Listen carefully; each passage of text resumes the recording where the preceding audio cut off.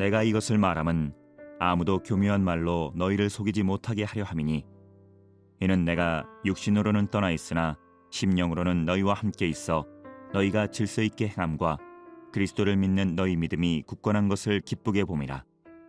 오늘 생명 양식은 골로새서 2장 1절부터 5절까지의 말씀입니다. 내가 너희와 라오디게아에 있는 자들과 무릇 내 육신의 얼굴을 보지 못한 자들을 위하여 얼마나 힘쓰는지를 너희가 알기를 원하노니 이는 그들로 마음의 위안을 받고 사랑 안에서 연합하여 확실한 이해의 모든 풍성함과 하나님의 비밀인 그리스도를 깨닫게 하려 함이니 그 안에는 지혜와 지식의 모든 보화가 감추어져 있느니라. 내가 이것을 말함은 아무도 교묘한 말로 너희를 속이지 못하게 하려 함이니 이는 내가 육신으로는 떠나 있으나 심령으로는 너희와 함께 있어 너희가 질서 있게 행함과 그리스도를 믿는 너희 믿음이 굳건한 것을 기쁘게 봄이라. 예수를 구주로 고백한 성도들은 하나님을 개인적으로 믿지 않고 함께 무리를 지어 교회를 이루어 신앙생활을 이어갑니다. 우리는 자주 그리스도께서 교회의 머리가 되시고 우리가 그의 몸의 지체가 된다는 말씀으로 교훈을 받습니다. 이런 의미에서 세상에 세워진 모든 교회는 예수님께 부름받은 자들의 거룩한 모임이라 할 수 있습니다. 그러므로 교회가 얼마나 소중한 것인지, 나아가 그 교회의 지체들은 예수를 어떻게 알아가야 하는지에 대한 말씀을 오늘 함께 나누고자 합니다. 오늘 우리가 읽은 골로새서 말씀의 수신자인 골로새 교회는 이단과 거짓 교사들의 거짓 교훈으로 인해 진통을 겪고 있었습니다. 예수보다 더 나은 지식이 있다고, 예수가 아닌 다른 길이 있다고 가르치는 유혹에 교회는 큰 위기를 겪게 됩니다. 바울은 골로새 교회뿐만 아니라 그 주변 지역의 다른 교회들도 이와 같이 이단과 거짓 교사들의 잘못된 가르침이 교회 안으로 침투하여 성도들을 위기에 빠뜨리고 있다는 소식을 듣고 있었습니다. 오늘 본문에 라오디게아 사람들뿐 아니라 얼굴도 보지 못한 사람들이라는 표현처럼 바울은 골로새 교회를 방문하거나 그들을 만나본 적이 없었습니다. 게다가 바울은 지금 죄수 신분으로 로마의 감옥에 갇혀 있습니다. 당장 골로새로 달려가서 교회와 성도들을 이단으로부터 보호해주고 하나님의 말씀을 가르쳐주고 싶었으나 갈 수가 없는 상황이었습니다. 그래서 바울은 골로새 교회에게 편지를 씀으로써 예수 그리스도가 어떤 분이신지 정확하게 전달하고자 했습니다. 그래서 바울은 자신이 얼마나 수고하는지 골로새 교회 성도들이 알기를 원한다고 말합니다. 바울은 자기의 수고의 목적을 두 가지로 언급합니다.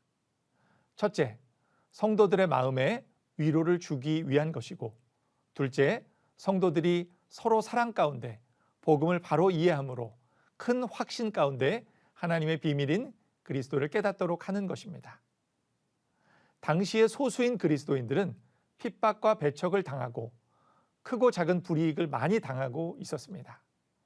바울은 그들에게는 무엇보다 진실된 위로가 필요하다는 것을 알았기에 그들에게 가장 필요한 것은 이 예수 그리스도가 누구이신지 잘 알려주는 것이 가장 중요하다고 판단하여 어떻게 해서든 그들이 그리스도를 알 수 있게 하려고 최선을 다하였습니다.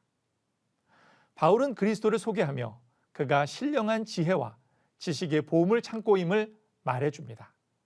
그분 안에는 인간에게 필요한 모든 지혜와 지식의 보화가 다 담겨져 있습니다.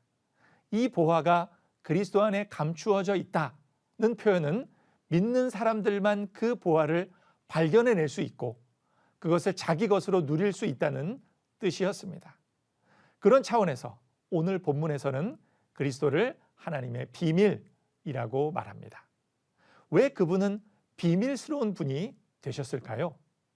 골로새서에서 자주 사용되는 용어 중 하나가 무스테리온이라는 헬라어입니다. 영어 단어 중 미스테리란 단어의 어원이 여기에서 나왔습니다. 사전적으로 이 단어는 이해하거나 설명하는 것이 어렵거나 불가능한 어떤 것이라고 정의합니다. 이 단어를 때로는 비밀 또는 신비라고 번역하기도 하는데 이는 보통 사람들의 눈에는 가려져 있는 어떤 것을 말합니다. 특별히 성경에서는 하나님에 관한 것들을 무스테리온이라고 부릅니다.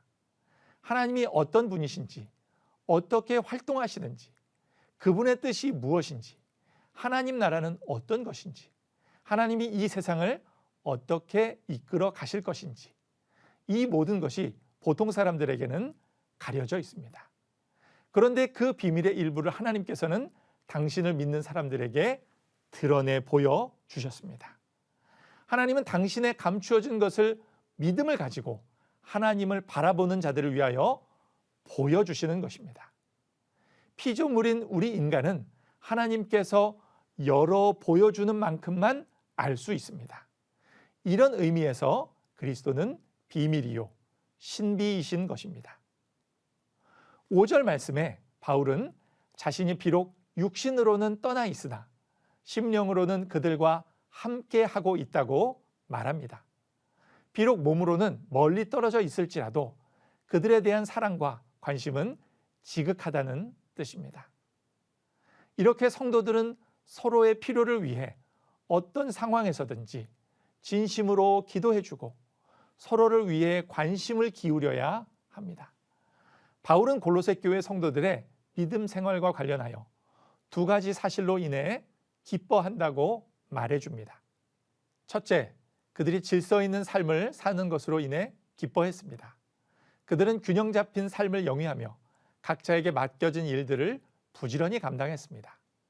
믿는 사람들이 무질서한 삶을 사는 것, 우선순위가 뒤바뀐 삶을 사는 것, 그리고 게으름을 피우며 빈둥거리는 것은 옳지 않습니다. 둘째, 그들이 견고한 마음으로 그리스도를 믿는 것을 보고 기뻐했습니다. 바울은 항상 성도들의 믿음의 상태에 대해 관심을 기울입니다. 성도들이 바른 믿음을 가지고 견고히 서 있을 때에 그는 기쁨을 감추지 못하였습니다. 혹시 우리는 골로새 교인들처럼 하나님께서 보내주신 예수를 받아들이지 않고 저마다 다른 대답을 찾고자 하지는 않습니까? 십자가에 달려 죽으시고 부활하신 예수 그리스도를 거부하고 또 다른 인생의 답을 찾아 헤매고 있지는 않습니까? 우리가 찾아야 할 진정한 인생의 목적은 예수 그리스도를 진실로 만나 비밀스럽고 신비한 그분의 은혜를 경험하는 것입니다. 어두운 우리들의 마음의 눈이 떠져서 하루하루 그분이 드러내 주시는 신비하고 비밀스러운 일들을 경험하는 오늘 복된 하루가 되기를 소망합니다.